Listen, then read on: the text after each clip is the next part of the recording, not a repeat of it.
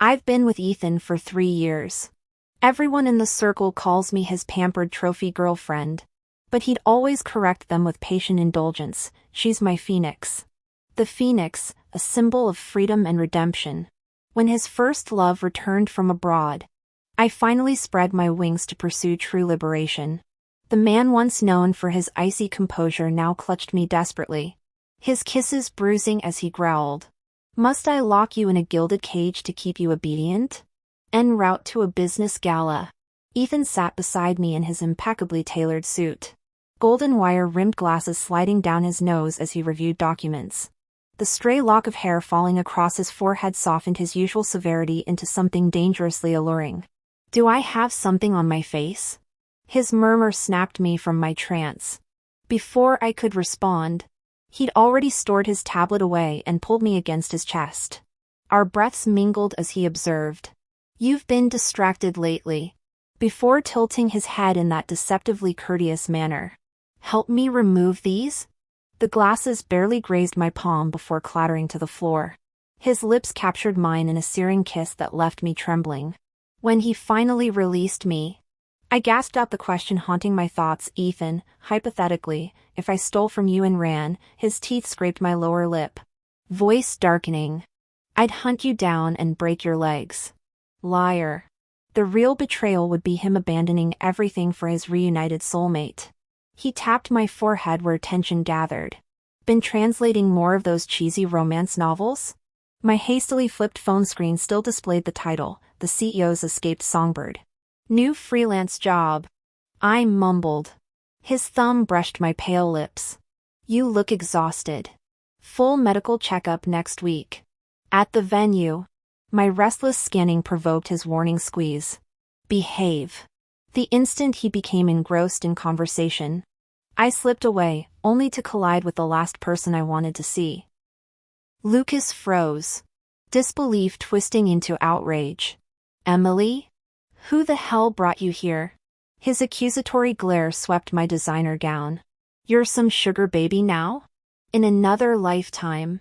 His contempt might have shattered me. Now I met his gaze steadily. The truth required no defense. I didn't want to deal with him and frowned as I tried to step back. But he grabbed my wrist. Lately, I'd been feeling increasingly weak and couldn't break free. Ethan's brows furrowed with inexplicable anger. If you're willing to sell yourself, then why? His words were cut off when I slapped him. Ethan glared at me furiously, looking ready to retaliate. In the next moment, a leg shot out from behind me and kicked him to the ground. Ethan had appeared silently behind me, pulling me into his protective space. The faint scent of pine from his cologne steadied my nerves. Lucas, now sprawled on the floor, froze mid-rage upon recognizing Ethan. Though a playboy, Lucas knew the Bennett family's business relied heavily on the Murphy Group. A senior Bennett family member rushed over apologetically, Mr. Murphy. Lucas must have mistaken this lady for someone else. Our deepest apologies. A cold voice sounded above me, Mr. Bennett. We'll revisit our partnership discussions later. Your family's protocols need revision. The Bennett elder wiped sweat from his brow. When Ethan escorted me out of the venue, the person I'd been waiting for all evening finally arrived. Ethan. Sophia stood there in an elegant cheongsam, her starlit eyes fixed on him.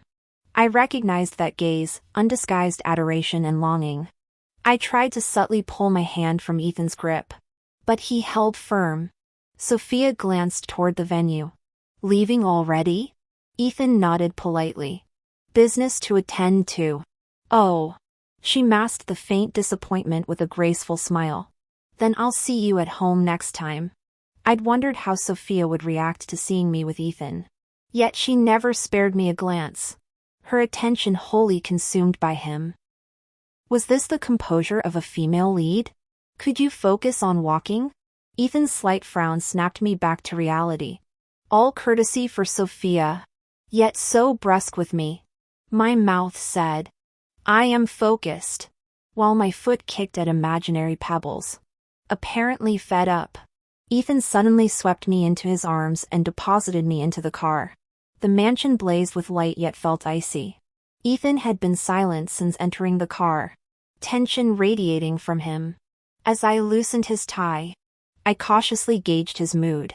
He rarely took me to public events. Tonight had been my request. Yet it backfired. The Murphy Group's leadership was newly restructured, with every move scrutinized by the board. And he probably never expected to encounter Sophia tonight. Did we leave a bad impression? Are you angry? You didn't call for help when harassed? His thumb pressed against my lips before adding casually, "You know Lucas well?" My mind blanked as instinct answered first, "No." He cut me off with a searing kiss that felt like punishment. His hand gripped my wrist tightly, right where Lucas had touched earlier. I compliantly endured it, my other hand instinctively reaching up to his shoulder to respond. Ethan paused, his movements suddenly gentler, turning infinitely tender. So tender it gave me the illusion that we were an ordinary couple whispering sweet nothings. After a long while, he released me, pressing his lips together. "Why don't you ask?" He cut himself off. "Never mind." Then he leaned in again, this time claiming everything. Beads of sweat formed on Ethan's forehead as he lowered his head to kiss me, leaving damp traces. As consciousness slipped away, Ethan nibbled my earlobe and murmured, "Little Phoenix, say you like me." Early on, when he took me out, someone once joked, "Is this Mr. Murphy's pet canary?" Ethan's expression immediately darkened, making the person break into cold sweat and apologize repeatedly. After that, no one dared to make jokes about me around him. Only in moments of passion between the sheets would he call me Little Phoenix. A shiver ran down my neck as he bit down, punishing my distraction, his voice hoarse as he repeated, "Do you like me? Do you love me, Emily?" Ethan had never asked such blatantly sentimental questions before. Meeting Ethan's burning gaze, something inside me crumbled. Finally, uncontrollably, I blurted out, "I low." Familiar electric shocks assaulted my mind, and I lost consciousness the next second. This wasn't the first time. The mechanical voice had first appeared last month, reverberating through my skull. It informed me that this world was a second-chance romance novel, and I was merely a disposable canary meant to advance the protagonist's love story. "You're Lucas's obsessive follower, approaching Ethan to steal business intelligence." I exploded. How could that be? I loathed Lucas. Why would I ever harm Ethan for his sake? The system grew agitated when I resisted. "The problem is you've unconsciously gained self-awareness, completely derailing the plot," it grumbled. "Otherwise I wouldn't need to intervene." It warned that deviating from the main storyline would drain my life force. At first I didn't believe it, until the electric shocks intensified, until vomiting spells left me weak. Medical tests showed perfect health. During my darkest fear, the system returned. Ironically, this time I begged it for guidance. Leak the bidding documents for those major projects. Steal Ethan's funds. Return to Lucas. After this, everything will reset. Strangely, Ethan never hid those multi-million-dollar contracts from me. I'd even translated foreign agreements for him. Obtaining them would be effortless. But impossible. The refusal tore from my throat before conscious thought. "You claim I'm self-aware. Do you really think I'd do this now? Having been by Ethan's side for so long, I'd learned to act like a bully by riding on his coattails. Do you want to die?" I couldn't tell if it was my imagination, but the system's voice sounded hoarser than our first encounter. The crackling static strangely emboldened me. "If I don't do this, I'll die. Going to Lucas would be worse than death. I'd rather stay with Ethan and die comfortably." I suppressed my pounding heartbeat, feigning composure with deliberately careless body language. If I'm just a cannon fodder character, why was I chosen?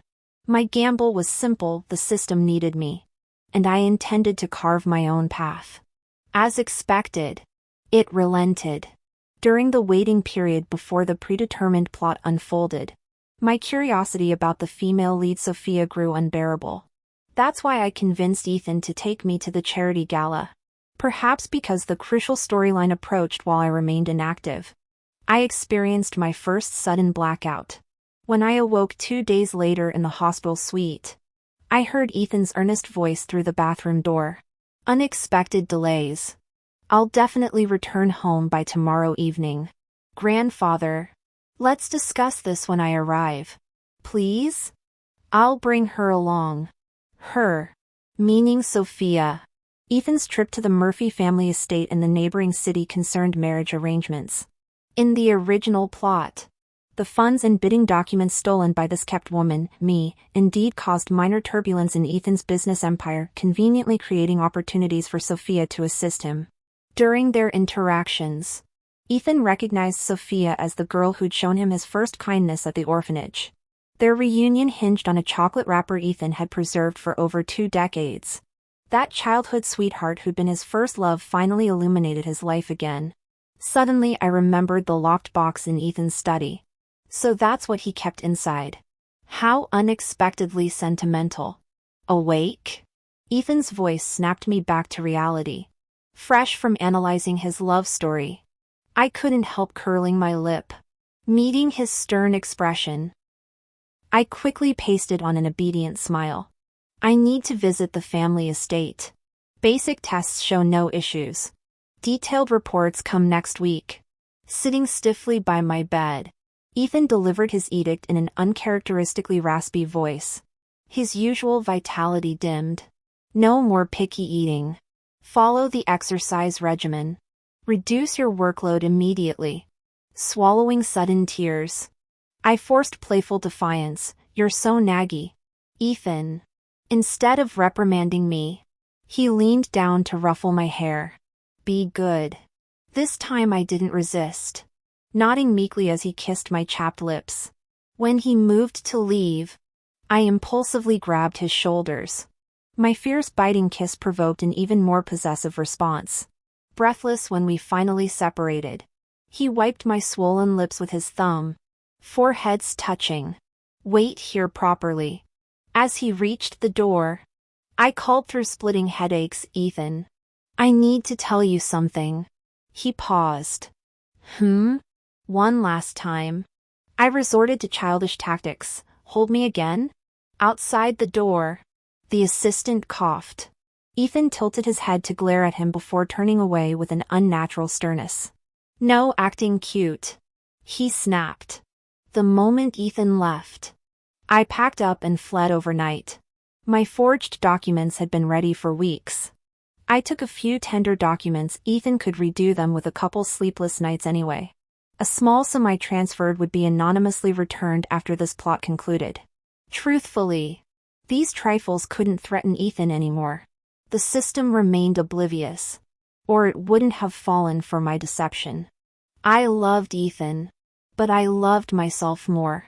Having completed the villainous arc, I was ready for my second act. The wrench came swiftly. Though the raspy-voiced system disappeared, I vomited relentlessly for 7 days. When I finally scheduled a hospital visit, the ultrasound technician frowned. Nearly 12 weeks. But the fetus isn't thriving. You'll need bed rest. The silver-haired OB spoke gently. Is your husband here? I shook my head. Doctor, would abortion be safer in my condition? Her expression hardened with decades of witnessing similar tragedies. Wrecking your health for some bastard? She slammed the clipboard, muttering, God, men are vile. He's not, I blurted involuntarily. She stormed out before I could finish. Only when the door clicked shut did I whisper to empty air. Not vile at all. The man who'd repeatedly saved me from hellfire deserved better. I first saw Ethan during sophomore year. 5 years my senior. His face dominated the honor roll I could never reach. At 12, I'd been dragged to the Bennett mansion when Mom became Luca's stepmother. What I thought was refuge became nightmare fuel. Young Lucas starved me, locked me in closets, made me bark. At 16, he said he kind of liked me. On his birthday, when Ethan returned to our alma mater as the Columbia prodigy giving a lecture, I got trapped in the auditorium restroom for delivering Lucas cake late. Since you don't care about me, Lucas sneered through the door. Reflect here. Not like you'll get into Columbia anyway. Cream smeared my uniform as ammonia burned my eyes. I pounded until my fists bruised. Ignored by passing footsteps, no one crossed the Bennetts. When hope dwindled, the lock clicked. I crashed into a starched white shirt, leaving buttercream stains. Terrified of the wrath I'd earned, I froze.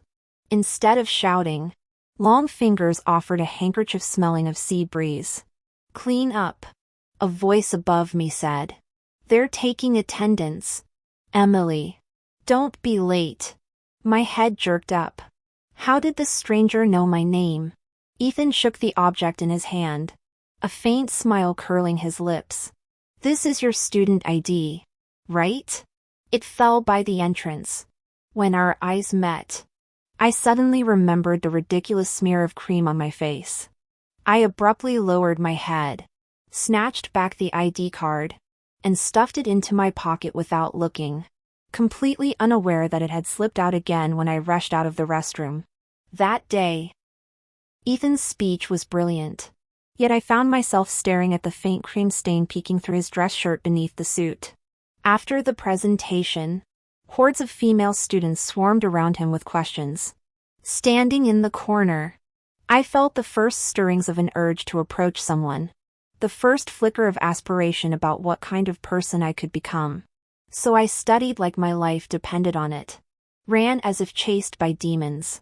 Perhaps fate finally smiled upon me. I got into Q University and escaped the Bennett family, though the price was owing them a staggering debt.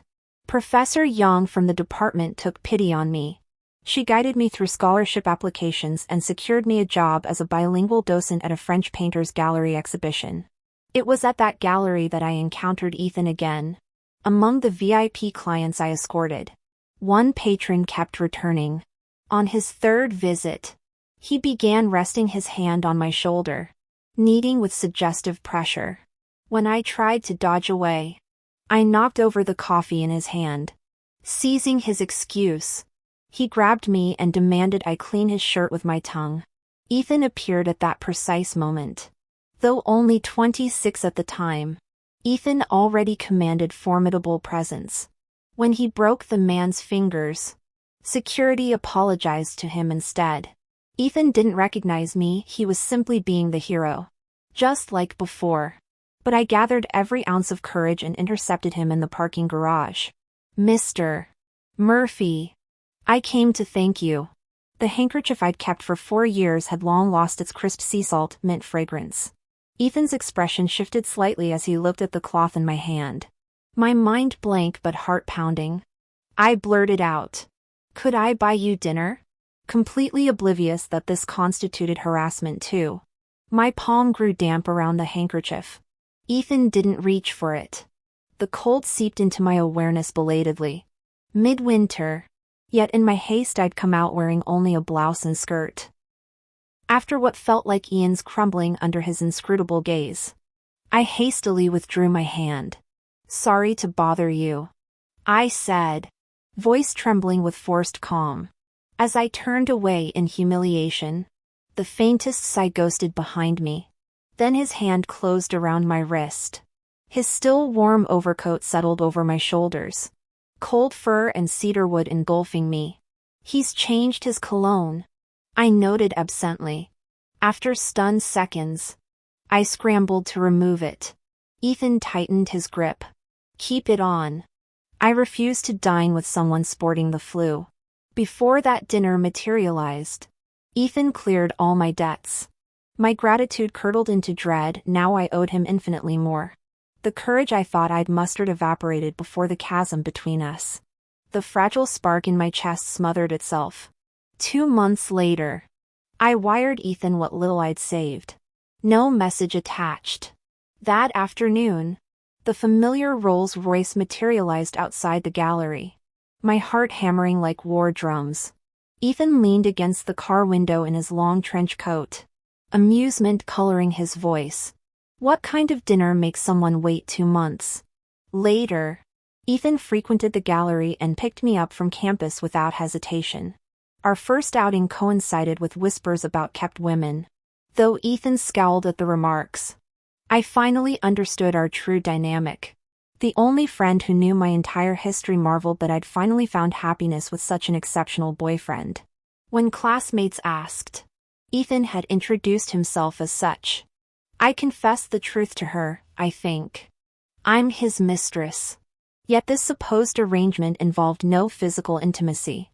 Mostly I accompanied him during meals and work hours, inadvertently sharpening my professional skills. My drunken friend twitched her lips.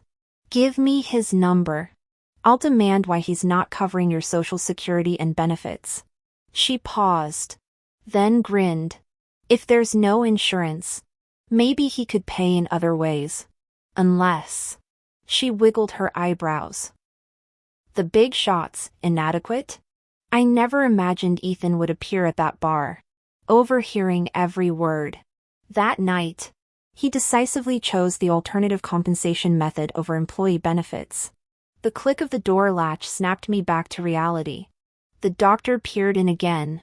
Have you decided? Termination or continuation? 4 years evaporated. As I prepared to reply to my friend's text, another message arrived. Made up your mind? Yes. I'll take the job. Thank you. A longtime collaborator, I'd translated several novels for her, recommended me as interpreter for French author Sen's Beijing book tour. My hesitation stemmed from the location, City B. Untouched territory since I'd left Ethan. Initially, I'd compulsively tracked his news. The Murphy family corporate merger splashed across financial reports. His name forever linked with Sophia's. Their press conference photos radiated unsettling compatibility. Gossip rags later buzzed about their impending engagement. Then chronicled Ethan's relocation overseas alongside most Murphy Group operations. Since Sophia had studied abroad, they'd presumably departed together. Eventually, I stopped looking. I worked relentlessly, building competence. Even during my time with Ethan, I'd never abandoned self-improvement. By my second year in City A, I'd purchased a 2-bedroom apartment designed to my exact tastes. Now marking year 4, I realized it had been 4 years since I left Ethan. Post-signing event. Sin attended a reception. After navigating the social circuit, I sought respite when a hauntingly familiar voice called, Emily? Teacher Young stood there, my former mentor who'd shown me countless kindnesses. I greeted him apologetically. Hello, Teacher Young. Teacher Young patted my shoulder with relief. I'm glad you're all right. When Ethan came asking about your whereabouts years ago, I thought something terrible had happened to you. Who did you say? I instinctively asked, unsure if I'd heard correctly. Ethan. Teacher Young adjusted his glasses, reminiscing. Actually, it was through him that I learned about your situation back then. No one visits the temple without reason. He came straight to me with your file. After understanding your circumstances, I happened to have suitable work available and recommended you. New information flooded my mind, freezing me in place. I'd always believed I met Ethan through that job. Yet according to my teacher, what I thought was chance had actually been Ethan's premeditated arrangement. Teacher Young was mid-conversation when he suddenly nodded toward behind me. Speak of the devil. My body stiffened as I mechanically turned toward where Teacher Young was looking, colliding with Ethan's gaze, dark and fathomless like a gravitational void. He stood some distance away, watching me for who knows how long. During the few seconds it took Ethan to approach, I heard my heartbeat lose its rhythm. I'd barely taken a step when my colleague called me back, reminding me this was work time. Reluctantly, I plunged back into the social whirl. When I finally escaped again, the ballroom showed no trace of him. Circling the venue, I found him on the terrace. The faint glow of a cigarette ember illuminated his left hand as his voice carried on the wind. I'll remember the walnut cookies. Take care of your health. Eat and sleep properly. Okay?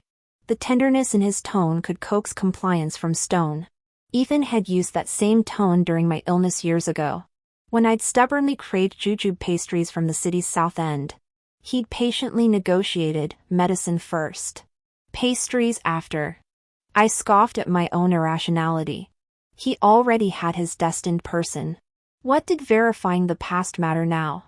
Ethan had always been fundamentally good, this wasn't debatable. To assume his kindness indicated special feelings for me was childish. Retreating silently, I resolved not to disturb him further. I flew back to City A that night.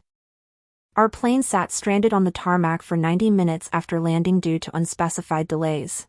By the time I reached my apartment complex, it was nearly 2 hours past midnight. Normally vigilant about checking stairwells, tonight I hurried straight to my door, distracted by concern for my cat. The moment I opened the door, scorching heat pressed against my back. Suddenly airborne, I heard the door slam shut as familiar cedarwood scent flooded my senses. The scream died in my throat. Emily. Ethan's voice rasped with restrained intensity. When he leaned closer, I anticipated his intention, but how had he materialized in my home ahead of me? Wait, my protest vanished as his grip tightened, lips crashing against mine with volcanic urgency. The kiss was a savage, mindless assault, equal parts punishment and catharsis. My eyes flew open as I tried pushing him away, only to freeze when warm moisture splashed against my cheek. Ethan was crying. Running again? His words scraped raw against my throat. Will you always crawl back to that bastard Lucas no matter what I do? Emily. His breath hitched, fingers digging into my shoulders like manacles. Why can't you stay even when I've got you right here? His voice dropped to shattered glass whispers. Should I lock you in a gilded cage? Chain you to my bed? Would that finally make you behave? Each syllable fell like an anvil, crushing my ribs with metallic precision. I stopped struggling, paralyzed by the raw agony contorting his usually impassive features. Ethan. What are you? My protest died as realization dawned. Why would he think I'd ever choose Lucas over him? The system first connected to Ethan at 6 years old. Freshly dumped at the orphanage. Undersized and asthmatic. He'd become prime target for older bullies.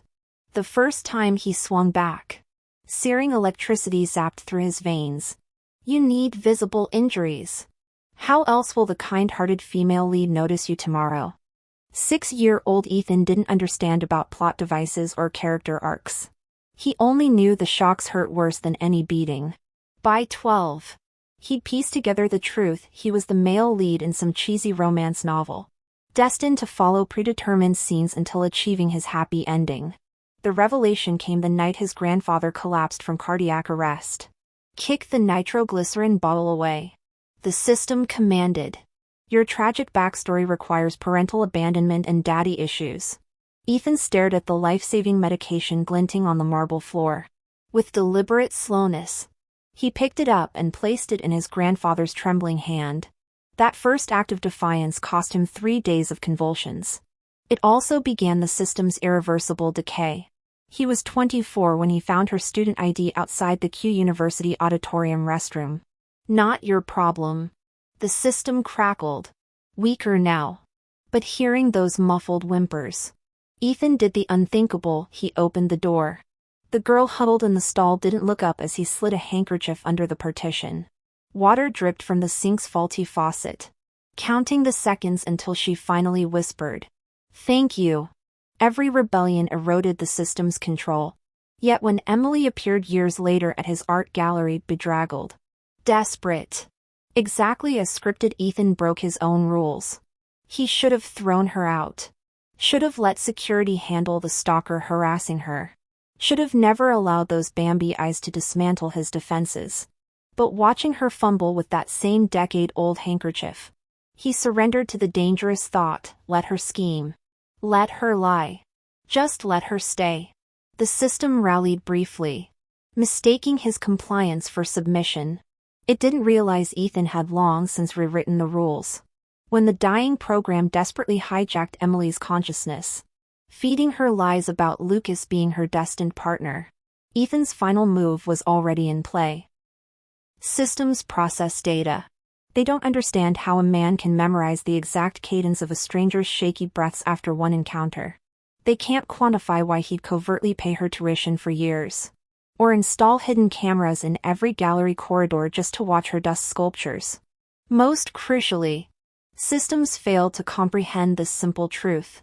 Ethan stopped being a fictional character the moment he chose Emily over his predetermined fate. Ethan had complete control over every aspect of his life, except when it came to Emily. During Emily's absence, Ethan repeatedly defied the system to search for her, think about her. He even began self-harming. The already malfunctioning system finally collapsed under his relentless sabotage. Ethan went to confront Lucas. When coercion and bribery failed, he begged. Lucas seized the chance for revenge, beating Ethan until he could barely stand and seizing multiple business projects from him.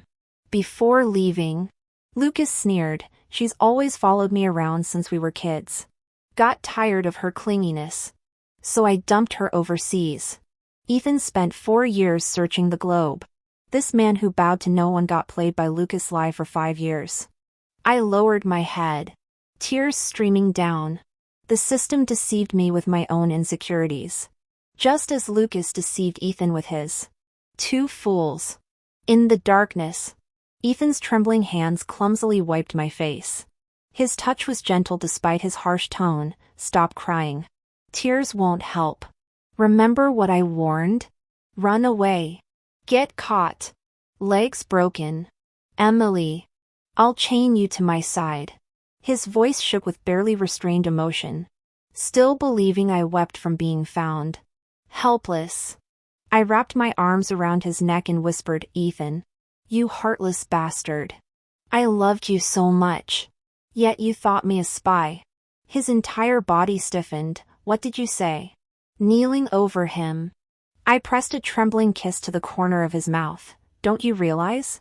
From the moment you opened that door, you changed everything.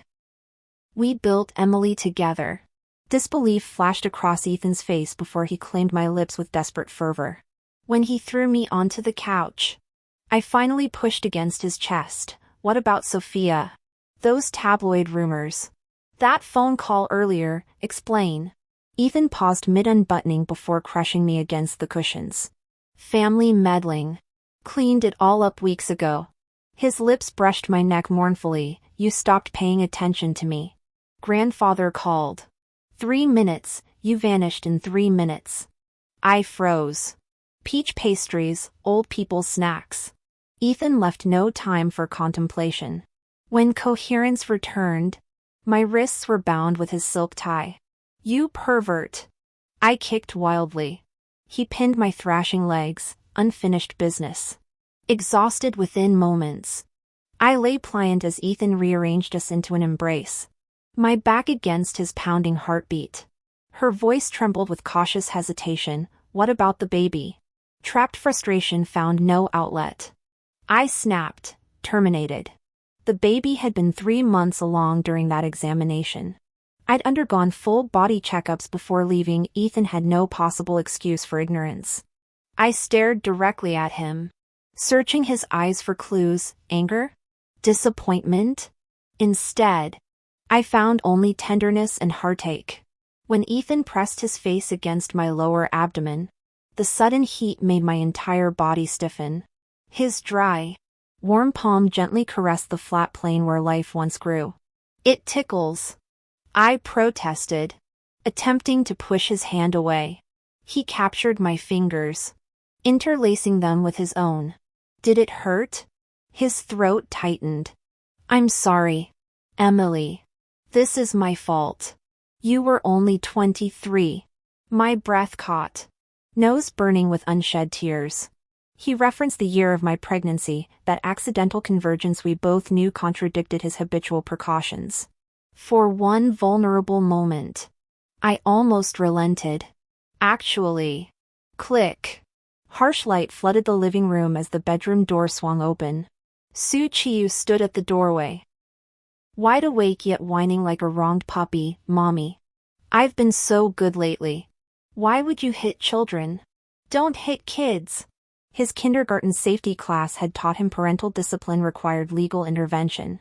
The tiny self-proclaimed hero spotted the intruder and launched himself at Ethan with flailing fists and scratching nails. Shouting through angry tears even when pinned in the man's arms, "Bully! Police will arrest bad guys who hurt mommies." I hadn't explained Ethan's identity yet.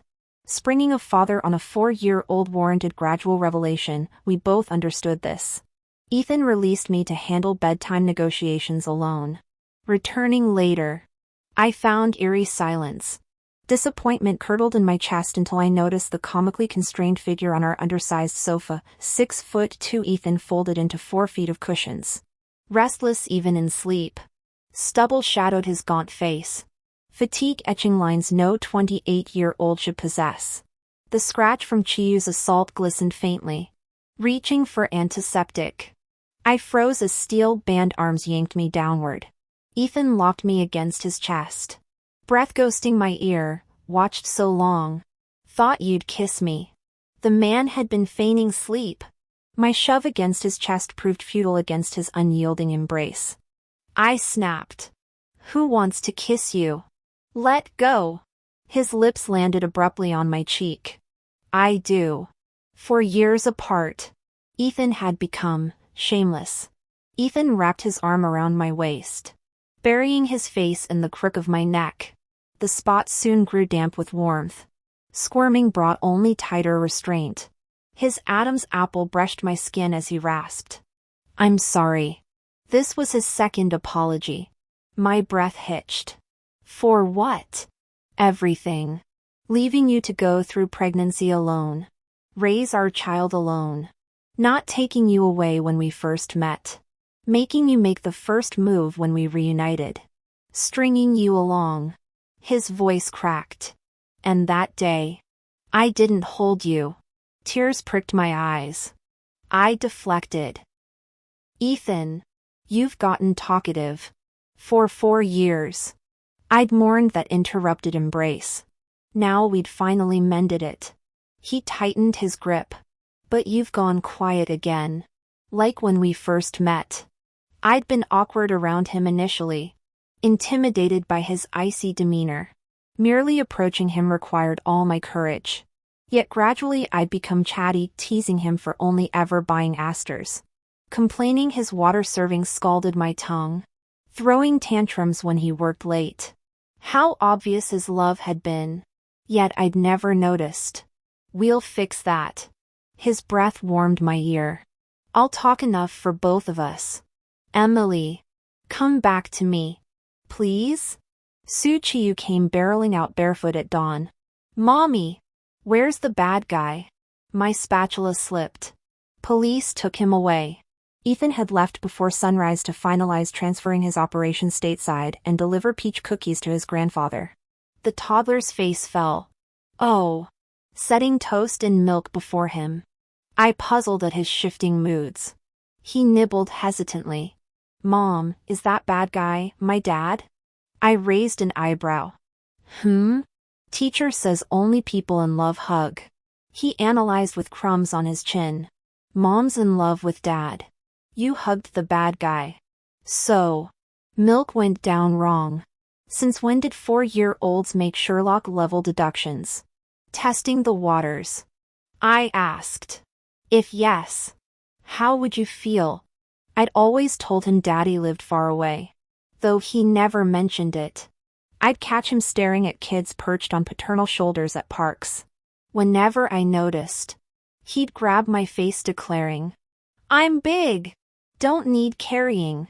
Chiyu drained his milk solemnly. I should apologize. I hit him yesterday. But he needs to say sorry too. Why? Ethan wiped milk stains from his face. Acting mature beyond his years. Because he's not by your side. Dad and I are both meant to protect Mom. My heart melted instantly, and I promised to spend the entire weekend with him at the mall's children's playground. Little did I expect things would go wrong. Ethan usually played obediently in the play area, so I felt safe leaving briefly to buy snacks. But this time, when I turned around, he'd vanished. Frantic, I rushed to mall security to check surveillance footage, only to see a familiar figure dragging him away. My mother, or perhaps I should call her by name, Ching Yuan-shin. Through recent calls with Ethan, I'd learned the situation. Lucas had taken over Ethan's projects, driving the Bennett family to bankruptcy and causing his father's fatal stroke. Ching Yuan-shin had abandoned the Bennetts just as she'd left my father years ago. Having squandered wealth as Mrs. Bennett, she now faced destitution. Never did I imagine she'd target me, the daughter she'd casually discarded when severing ties. Ms. Clark. Don't panic. He's still in the mall, we're sealing all exits. Security assured while reviewing cameras. Numbly nodding, I joined the search. We finally found my trembling son curled in a corner, sobbing as he lunged into my arms. Mommy! A bad lady tried to take me. His small frame shook with terrified hiccups. Ching Yuan-shin appeared behind him, clutching a bleeding bite mark on her hand. Emily. I just wanted to play with my grandson, she offered weakly. I glared, turning to leave with Ethan, but she suddenly knelt, wailing. You can't abandon me.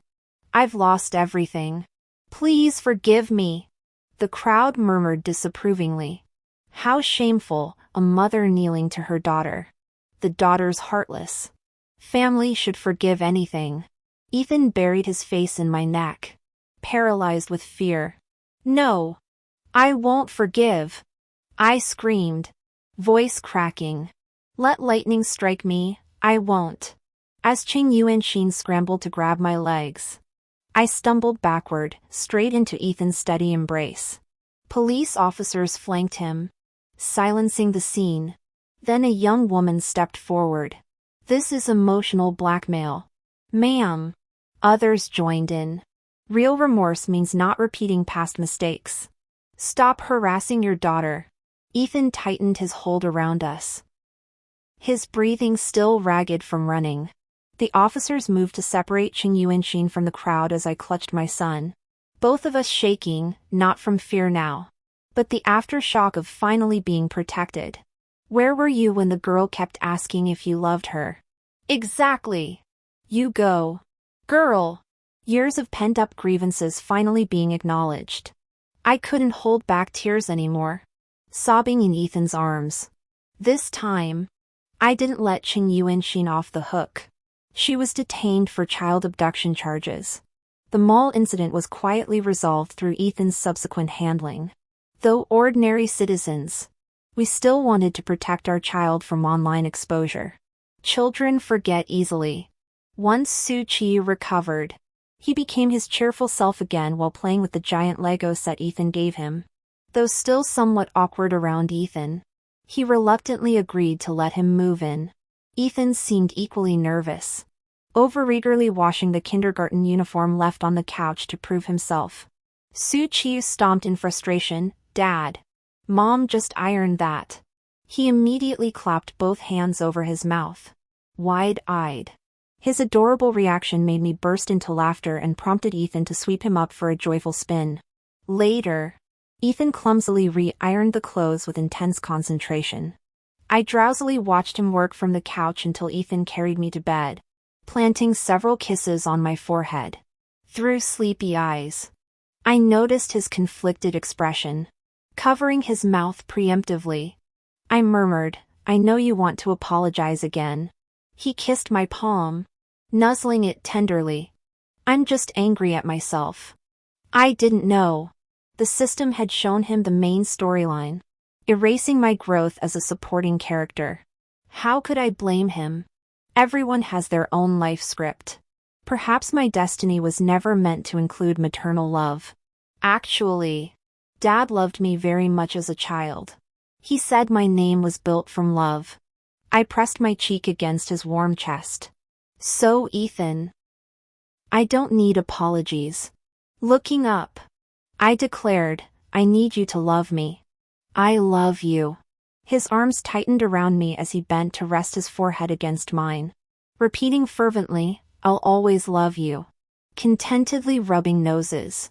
We shared a lingering kiss. I never told Ethan that Chiyu meant both miracle and prayed for encounter. But there's time, he'll discover it eventually. Epilogue.